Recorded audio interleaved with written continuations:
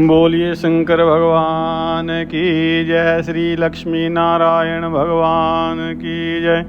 एकादशी महात्म्य की जय। नारायणं नमस्कृत्य नरं चैव नरोत्तमं देवीं सरस्वतीं व्यासं ततो जयमुदीरये।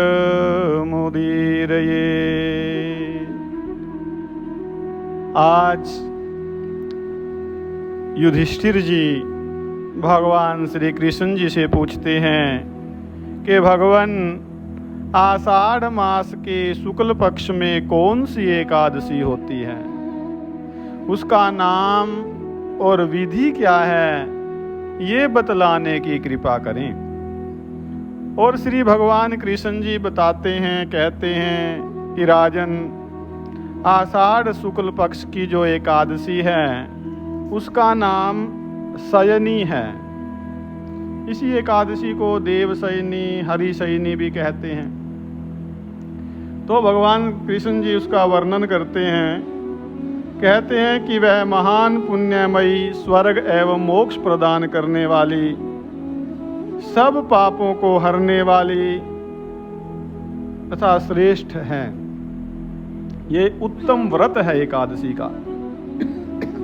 आषाढ़ शुक्ल पक्ष में शयनी एकादशी के दिन जिन्होंने कमल पुष्प से कमल लोचन भगवान विष्णु का पूजन तथा एकादशी का उत्तम व्रत किया है, उन्होंने तीनों लोकों और तीनों सनातन देवताओं का पूजन कर दिया।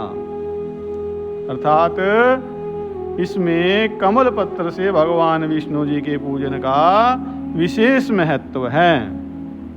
भगवान कहते हैं कि हरिशयनी एकादशी के दिन मेरा एक स्वरूप जो है राजा बलि के यहाँ रहता है, और दूसरा जो है वो क्षीर सागर में शेषनाग की शैया पर तब तक शयन करता है।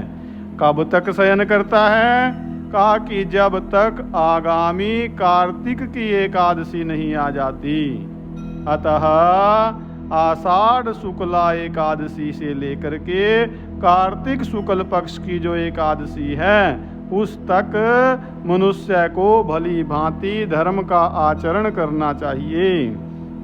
तब तक देवता शयन करते हैं। जो मनुष्य इस व्रत का अनुष्ठान करता है वो कहा कि परम गति को प्राप्त होता है। तो इस कारण यत्न पूर्वक इस एकादशी का व्रत करना चाहिए। एकादशी की रात में जागरण करके, भजन कीर्तन करके, शंख चक्र और गदा धारण करने वाले भगवान विष्णु की भक्ति पूर्वक पूजा करनी चाहिए। ऐसा करने वाले पुरुष के जो पुण्य हैं उनकी गणना करने में चतुर्मुख ब्रह्मा जी भी असमर्थ हैं। अर्थात ब्रह्मा जी भी उसके पुण्यों के बारे में नहीं बता सकते, उसके पुण्यों की गणना नहीं कर सकते, गिनती नहीं कर सकते। तो राजन, जो इस प्रकार भोग और मोक्ष प्रदान करने वाले सर्व पापहारी एकादशी के उत्तम व्रत का पालन करता है, वह जाति का चांडाल होने पर भी संसार में सदा मेरा प्रिय करने वाला है। बताया कि इस एकादशी के व्रत से सभी भोगों की भी प्राप्ति होती है और मोक्ष भी प्राप्त होता है। तो मोक्षदायिनी एकादशी ये हुई। तो और बताया इसमें क्या महत्व है कि इसमें दीप दान का बड़ा महत्व है। जो मनुष्य दीप दान करता है, पलाश के पत्ते पर भोजन करता है, और इस प्रकार करते हुए आज से शुरू करके और चतुर्मास पूरा चौमासा व्यतीत करते हैं। 4 मास जो है भगवान के उठने तक, अर्थात इस दिन भगवान सोते हैं, इसलिए इसको शयनी एकादशी बोल दिया। और आगे जो कार्तिक में देव प्रबोधनी एकादशी आती है, हरि प्रबोधनी एकादशी, उस दिन जागते हैं।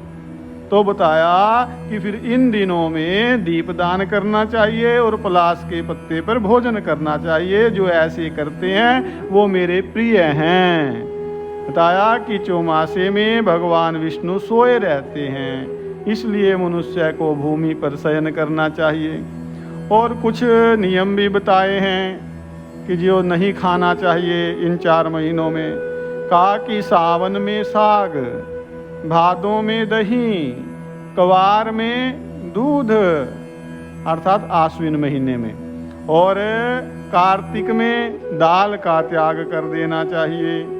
अथवा जो चौमासे में ब्रह्मचर्य का पालन करता है, इसका बड़ा महत्व है, वह परम गति को प्राप्त होता है। तो राजन, एकादशी के व्रत से ही मनुष्य सब पापों से मुक्त हो जाता है। अर्थात एकादशी का व्रत सभी पापों को नष्ट करने वाला है, जला देने वाला है, भस्म कर देने वाला है।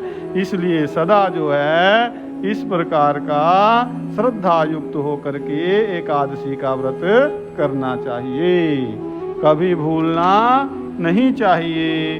शयनी और बोधिनी, तो इसके बीच में जो कृष्ण पक्ष की एकादशियां होती हैं वो तो गृहस्थों के लिए विशेषकर वे ही व्रत रखने योग्य बताई हैं। अन्य मासों के कृष्ण पक्ष की जो एकादशियां हैं वो गृहस्थ के रखने योग्य नहीं होती, ये भी यहाँ पर लिखा हुआ है। तो शुक्ल पक्ष की एकादशी सभी को करनी चाहिए, ये बिल्कुल श्रेष्ठ है, भगवान को प्रिय है, सभी पापों को भस्म करने वाली है। तो ये जो है एकादशी का महात्म्य इस प्रकार भगवान श्री कृष्ण जी ने युधिष्ठिर के माध्यम से हम सबको बताया है। तो बोलिए एकादशी महात्म्य की जय, श्री कृष्ण चंद्र भगवान की जय, धर्मराज युधिष्ठिर जी की जय, बोलिए शंकर भगवान की जय, बोलिए लक्ष्मी नारायण भगवान की जय, बोलिए अपने अपने गुरु महाराज की जय। सर्वे भवन्तु सुखिनः, सर्वे सन्तु निरामया, सर्वे भद्राणि पश्यन्तु, मा कश्चित् दुःखभाग् भवेत्। ओम शांति शांति।